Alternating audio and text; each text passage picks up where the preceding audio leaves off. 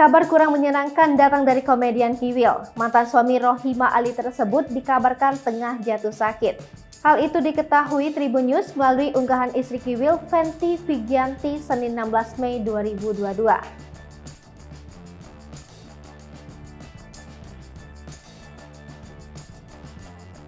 Melalui unggahan akun Instagram pribadinya @fenty_83real, ia membagikan potret terbaru sang komedian.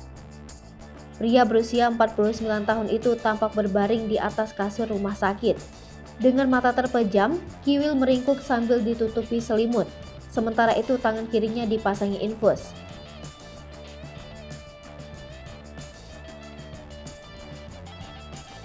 Lalu pada unggahan lainnya tampak seorang tenaga medis memeriksa keadaan Kiwil Selasa 17 Mei 2022. Pemilik nama lengkap Wildan Delta tersebut sudah terjaga dan dalam kondisi duduk.